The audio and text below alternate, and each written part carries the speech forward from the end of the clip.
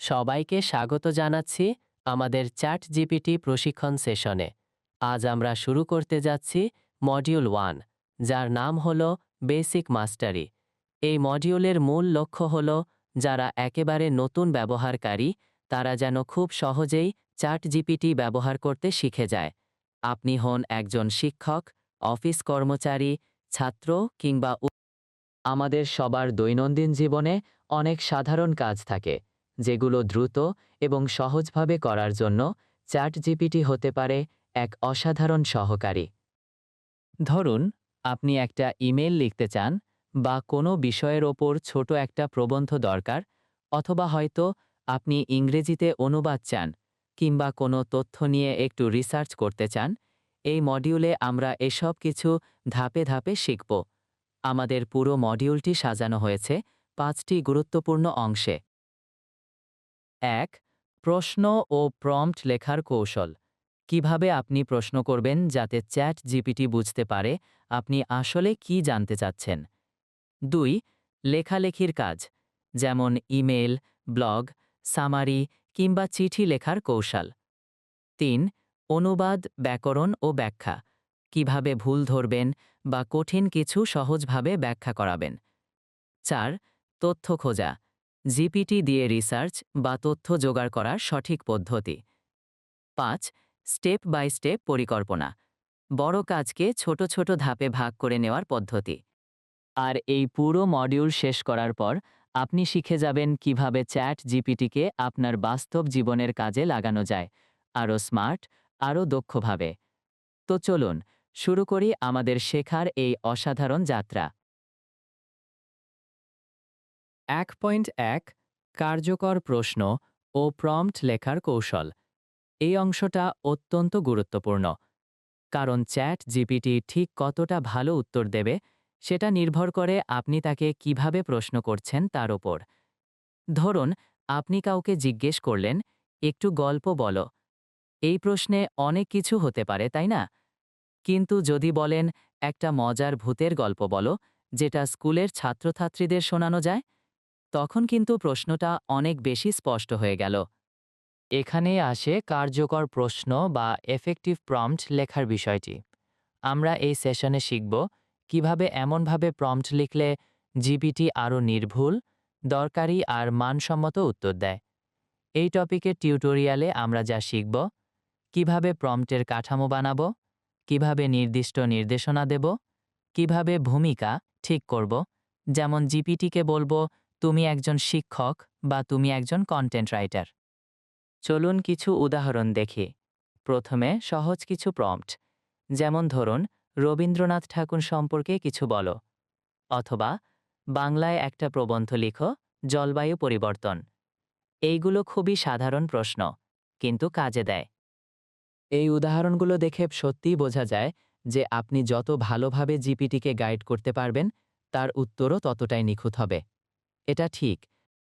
মোট কথা হলো, জিপিটি নিজে জাদুকর না, জাদুটা আসে আপনার প্রশ্ন থেকে। আপনি যত ভালোভাবে বলবেন ও তত ভালোভাবে দেবে। 1.2 লেখালেখি, ইমেল, ব্লগ, সামারি, চিঠি। এই অংশটা আমাদের সবার জন্য খুব প্র্যাকটিক্যাল, কারণ লেখালেখি আমাদের দৈনন্দিন জীবনের একটা বড় অংশ। কেউ অফিসে কাজ করেন, ইমেল লাগে। কেউ শিক্ষার্থী, প্রজেক্ট বা চিঠি লিখতে হয়। কেউ উদ্যোক্তা, ব্লগ বা সোশ্যাল মিডিয়ার কন্টেন্ট দরকার হয়। কিন্তু সমস্যাটা কোথায় জানেন? সময় লাগে, মাথা খরচ হয়। এখানেই চ্যাট জিপিটি এসে আপনাকে দারুণভাবে সাহায্য করতে পারে। এই অংশে আমরা শিখব কিভাবে চ্যাট জিপিটি দিয়ে লেখালেখির নানা কাজ সহজে করানো যায়। সেটা হতে পারে অফিস ইমেল, ব্লগ আইডিয়া বা কোনো চিঠি। চলুন দেখি কিছু সহজ প্রম্পট। একটা ছুটির আবেদন লেখো স্কুলে জমা দেওয়ার জন্য। একটি ধন্যবাদ চিঠি লেখো আমার শিক্ষককে। এখন এই ধরনের প্রশ্ন জিপিটি খুব সহজেই বুঝতে পারে এবং দ্রুত লিখে দিতে পারে। এবার আসি একটু জটিল প্রম্পটে। ধরুন আপনি বললেন, একটা ব্লগ পোস্ট লেখো ডিজিটাল ডিটক্স নিয়ে। ভাষা হোক বন্ধুত্বপূর্ণ, পয়েন্ট ভিত্তিক স্টাইলে, শেষে একটা সিটিয়ে রাখো। বা বললেন, আমার লেখার স্টাইল রোমান্টিক, ভাবপ্রবণ, সাহিত্য ঘেঁষা। এটা মাথায় রেখে আমাকে একটা ভালোবাসার চিঠি লেখায় সাহায্য করো। এইভাবে আপনি শুধু বিষয়টা বলছেন না, আপনি জিপিটিকে বলে দিচ্ছেন কিভাবে লিখতে হবে। মোট কথা, চ্যাট জিপিটি শুধু লেখে না, আপনার টোন, ভঙ্গি, উদ্দেশ্য সব বুঝে নিয়ে লেখে। আপনাকে শুধু জানতে হবে কিভাবে প্রশ্নটা ঠিকভাবে করতে হবে। এই স্কিলটা একবার আয়ত্তে আনলে আপনিও হতে পারবেন নিজের জন্য একজন দক্ষ কন্টেন্ট লেখক, সময়ও বাঁচবে, মানও থাকবে। 1.3 অনুবাদ, ব্যাখ্যা, ব্যাকরণ ঠিক করা। আমাদের পরের অংশটি হল অনুবাদ, ব্যাখ্যা এবং ব্যাকরণ ঠিক করা। এই অংশটা বিশেষ করে শিক্ষার্থী, শিক্ষক, কন্টেন্ট রাইটার, এমনকি বিদেশি ভাষার সাথে কাজ করা যে কোনো পেশার মানুষের জন্য খুবই কাজে আসে। অনেক সময় আমরা একটা বাক্য ইংরেজিতে অনুবাদ করতে চাই, আবার কখনো হয়তো বুঝতে পারি না কোন বাক্যটা গ্রামার মাফিক ঠিক আছে কিনা। আবার ধরুন, আপনি ইন্টারনেটে একটা জটিল আর্টিকেল পেলেন যেটা কঠিন ভাষায় লেখা। আপনি চান চ্যাট জিপিটি সেটা সহজভাবে আপনাকে বুঝিয়ে দিক। এই টপিকটা ঠিক সেই কাজগুলো শেখা। এই টিউটোরিয়ালে আপনি শিখবেন কিভাবে জিপিটি দিয়ে অনুবাদ করাবেন, কিভাবে ব্যাকরণ ভুল খুঁজে বের করবেন, আর কিভাবে কঠিন কোনো লেখাকে সহজ ভাষায় ব্যাখ্যা করাবেন। চলুন কয়েকটা সহজ প্রম্পট দেখি। এই বাক্যটা ইংরেজিতে অনুবাদ করো। আমি আজ স্কুলে যাব না। এই বাক্যটিতে ব্যাকরণ ভুল আছে কি? এবার একটু জটিল প্রম্পটের দিকে যাই।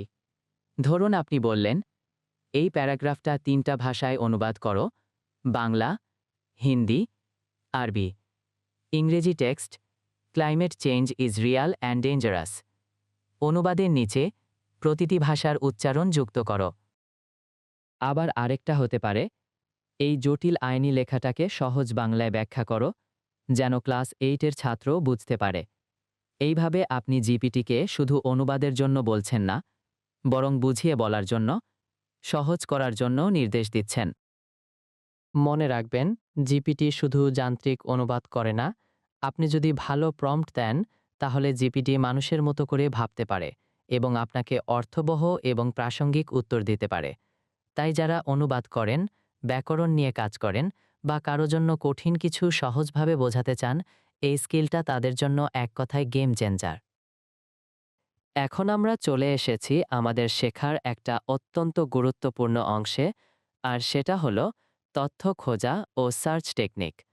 আমাদের সবারই অভ্যাস আছে গুগল করা, কিন্তু গুগলে আপনি যখন কোনো কিছু সার্চ করেন, তখন আপনাকে খুঁজে বের করতে হয় কোন সাইটে ঠিক তথ্যটা আছে, কোথায় ভুল আছে, কোনটা বিজ্ঞাপন আর কোনটা নির্ভরযোগ্য।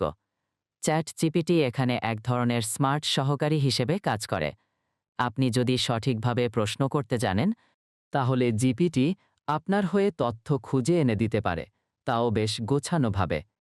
এই টিউটোরিয়ালে আপনি শিখবেন কিভাবে জিপিটি দিয়ে সঠিক তথ্য বের করবেন, কিভাবে নির্দিষ্ট ওয়েবসাইট বা সোর্স থেকে তথ্য আনবেন, রেফারেন্স সহ এবং সংক্ষেপে কনফার্মড ইনফো পেতে হলে কেমন প্রম্পট লিখবেন। চলুন দেখি কিছু সহজ প্রম্পট। বর্তমানে বাংলাদেশের প্রধানমন্ত্রীর নাম কি?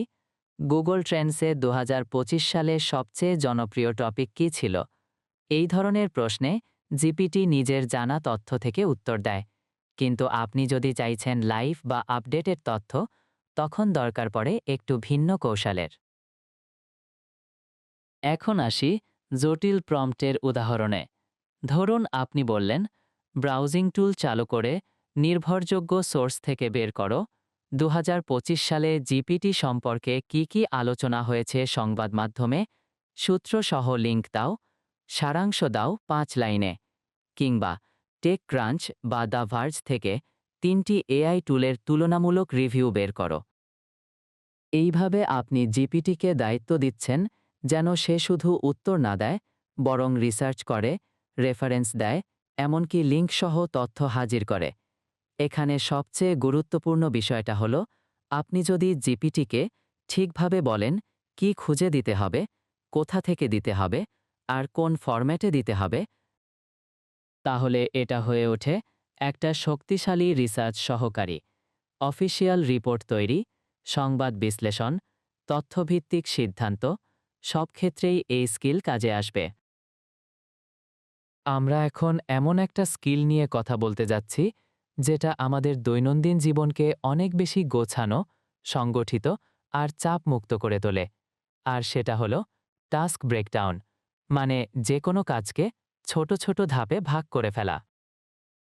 ধরুন আপনি একটা ইউটিউব চ্যানেল খুলতে চান। শুনতেই তো বিশাল ব্যাপার মনে হয়, তাই না?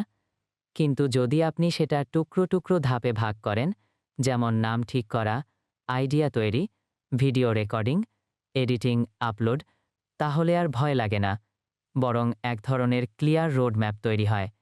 এই সেকশনে আমরা শিখব কিভাবে চ্যাটপিটির সাহায্যে যে কোনো জটিল কাজকে ধাপে ধাপে ভেঙে পরিকল্পনা তৈরি করা যায়।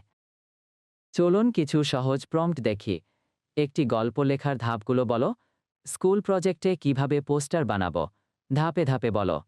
এমন প্রশ্ন করলে জিপিটি সহজভাবে বলে দেবে কিভাবে শুরু করবেন, মাঝখানে কি করবেন, আর শেষে কেমন করে শেষ করবেন। এবার দেখি কিছু জটিল প্রম্পট।